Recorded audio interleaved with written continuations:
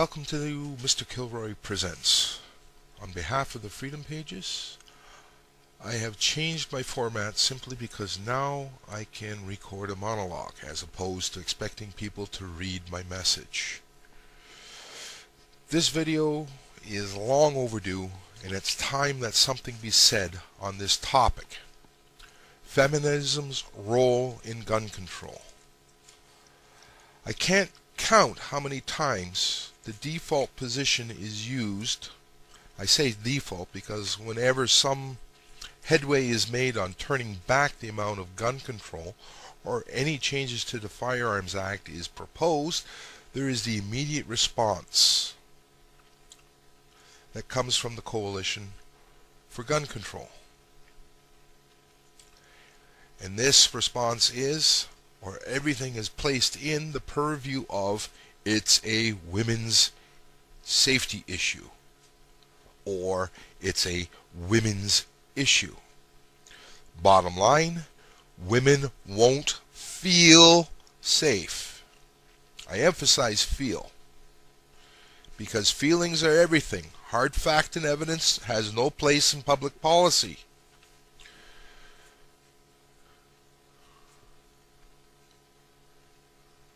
Myself and other firearms owners have put a great deal of time and effort into getting the Firearms Act repealed and rewritten with some common sense in it. We consistently put forth rational, factual argument that the Firearms Act in Canada is useless and in fact counterintuitive. Our sane, rational voice is countered with shrill, nonsensical, cherry-picked statistics and downright false statements, with the implication that we don't want women and children to be safe. Well, feminism is a Marxist philosophy right out of the Frankfurt School. It has nothing to do with equality, contrary to popular belief. That is just pretty window dressing. It is entirely about female supremacy. Don't take my word for it. There is plenty of info on the web and right here on YouTube about that. The connection between gun control and feminism would have been a tenuous one at best before 1990. But December 5th, 1989 changed that. A lone psychopath went on a spree shooting at a Montreal university, which I won't name because we all know all about it, and we are hit over the head with it every year. For the past 23 years, in fact. It's time to let it rest and let the event pass. Suffice to say, lone psychopath equals all men. 14 women killed, the epitome of male violence against women. This event galvanized the women's movement in Canada. To quote or to paraphrase Judy Rebick when she was commiserating on the event, had this to say: the death of those young women would not be in vain. We would turn our mourning into, guess what? Organizing to put an end to male violence against women. The feminist movement appropriated the shooting as a symbol of male violence against women. Every women's group in Canada is listed as a supporter of the Canadian Coalition for Gun Control. It doesn't get any plainer than that. If you happen to be a dangler, male, and say anything negative about this movement, a mountain of shame is heaped upon you. Professor Charles Rakoff of the University of Toronto compared their organizing vigils marking the event to the Ku Klux Klan. Jeez, really? If you have any doubt about there is a feminist agenda with gun control, just look at the application.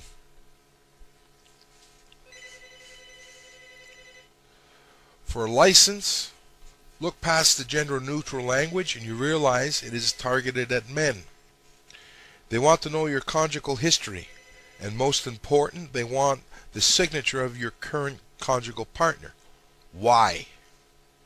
You're old enough to vote and conduct yourself in the adult world without anyone's permission, yet to get or to have a license, you do.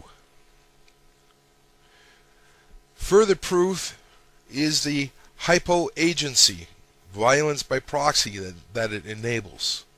A man meets his old fiancée at some gathering.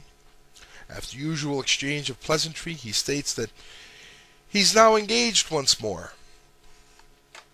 A few days later, a SWAT team is at the door, arresting him, seizing his firearms.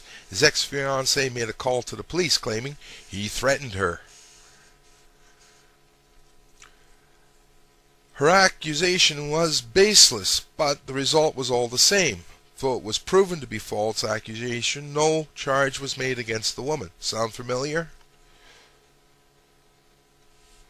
Another true event, Jesse Sansone, the young father that was taken down by police in dramatic fashion in front of his daughter for a child's crayon drawing of a gun.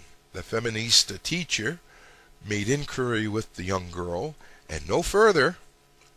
This was reason enough to have the man arrested and strip searched. I would mind my P's and Q's around license renewal time. Wouldn't want that signature withheld. Now, what is the point of this presentation? The point is, gentlemen, men are having their rights taken away across the board by the feministas and their proxies, the government. Our right to have and to carry arms is no different. It might not be implied specifically, however, the inference can be made that C-68's primary target is the male populations, since we make up the majority of firearms owners. If you are afraid to speak up against them when they retreat behind the women's issue, we will always lose. Put away the old-style chivalry.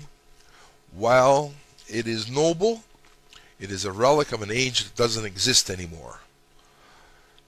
Call them on the childish sophistry that makes up the arguments for gun control. Feelings don't count in public policy. Hard facts and evidence does. Well, thank you for your time. My next video, I will cover exactly where and how it is a Canadian constitutional right to have and to carry arms. Thank you. On behalf of the Mr. Kilroy and the Freedom Pages, have a good day.